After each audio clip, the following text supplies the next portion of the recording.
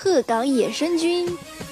躺平的时候干的最多的一件事就是躺在家里玩手机，然后我的小猫咪开着摩托车就过来了，呼噜呼噜呼噜到处采奶。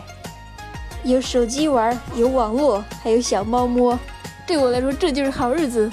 当然这种日子有时候也会有点沉重，比如小猫站在了我肚子上，我的脚踩得我好痛啊。早餐就简单煮个稀饭，再热一点我自己切好冻起来的酱牛肉。小猫咪最喜欢躺在路中间捣乱了。坏蛋小猫揭露vlog博主真实餐饮水平。我本来是不打算把这一面拍出来的，自己私底下偷偷吃，但是粉丝说让我拍张我吃的差的给你们看一下。好吧，那就拍吧。虽然这个粥的颜色看着有点不对劲，但其实就是酱牛肉那个煮进去了，知道吧？其实味道还是可以的。第一口那必然是给我们亲爱的观众先吃，来，主食基础，配菜就不基础。来，把我们的小咸菜拿出来，进行一个荤素搭配。我甚至还冲了一杯高端的速溶咖啡。人生不过3万天，还是不能对自己太差。再吃一口，看到这里的观众们有福了，我们甚至还有饭后小甜点呢。吃饱了才有力气干活。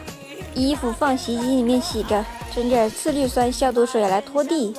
家里每天都有很多猫毛，拖之前要用扫把把地上的猫砂和猫毛都扫一遍。一想到这是我自己全款买的房子，打扫卫生都更有劲儿了。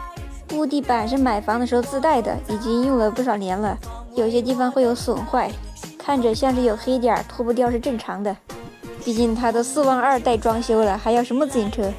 给新来的粉丝宝宝解答一下疑惑，这个房子我买的时候是带简装的，就是有点旧，我没有花大价钱装修，我是自己买了点材料，几百块钱，自己在家把它改造了，自己刷了墙，用贴纸改造了一下衣柜和橱柜，再自己用木器漆刷门改的白色。鞋柜是买的不锈钢的，这个安装起来还蛮麻烦的，我安了半天。像这种大件的家具都可以问商家能不能送货上门，我买的这些都是可以送货上楼的，像沙发呀、鞋柜呀、货架呀都是的。我去卫生间洗拖把，臭小猫就在这里捣蛋。像茶几或者小桌子我都买的实木或者竹子的，桌子是买的白橡木还有岩板的。我对家的要求没有很高啊，只要干净整洁就可以了。因为猫砂盆放在阳台，所以每次来拖阳台和厨房的时候都要拖好几遍，这里比较容易积攒灰尘垃圾什么的。家里干净心情也更好。出门溜达，鹤岗的绿化真的做得挺好的，经常有各种花海可以看，春天夏天都有不同的花绽放。这里只是广场上的一个小花坛，看到有卖这个姑娘果的，买一点尝尝。现在鹤岗已经快进入秋天了，温度只有10几20度，所以早上和晚上出门都要穿个薄外套。拿一个出来尝一下，怎么会有如此懂事的水果，吃起来这么方便？来，观众吃。其实如果你认识野生菌的话，秋天还可以来鹤岗的山上采蘑菇。爬楼梯的时候听到旁边树林里面窸窸窣窣的响声，定睛一看，是本地人拿着塑料袋在里面采蘑菇。我也看到了不少蘑菇，但是我一个都不认识，所以我不摘。这儿还有一个呢。鹤岗很多地方都种植这种格桑花，不过下面橙色的这个花我不认识。这个公园往里走有一个寺庙，我去找找它的入口。这个蘑菇有点眼熟，这个也是，怎么好像在云南人采菌子的视频里面看到过？这个颜色还挺好看的，不认识，丢掉。我走到寺庙里面来了，北普陀寺。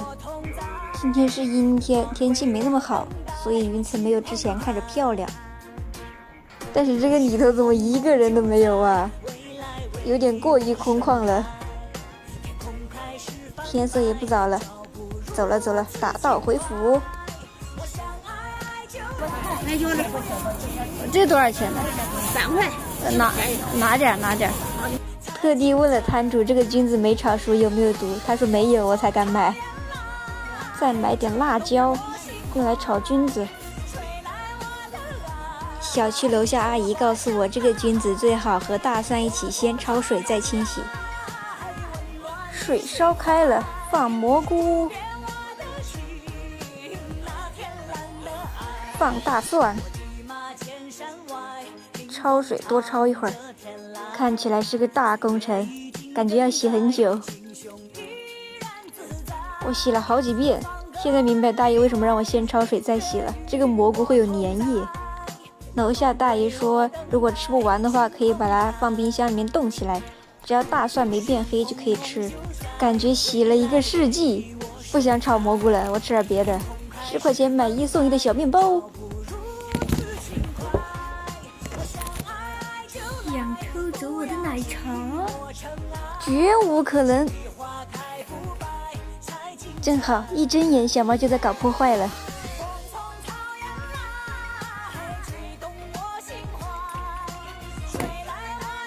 家里的全自动闯祸机，执着于把自己的大脑袋塞进抽纸盒里。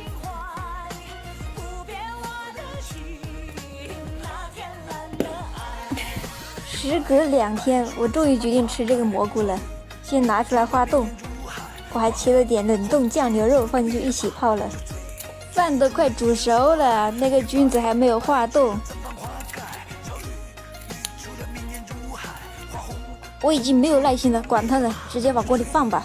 反正炒着炒着它自己会化开的。还是有点怕呀，拿锅盖挡一下。之前被油溅出来烫伤过，还是用锅盖安全一点。辣椒倒进去，开始翻炒，有点粘锅了。其实我这个锅并不好用啊。倒点蚝油、生抽，一点盐，烟雾缭绕的感觉要糊锅哎，加点水吧。现在看着就好多了嘛，多炒一会儿，反正一定要炒熟。看看这个色泽，色香味俱全，观众们肯定期待已久了。来，再加一块牛肉，观众先吃，然后我吃。味道很不错哎，难怪云南人那么喜欢吃菌子呢。我这放了2天了都那么好吃。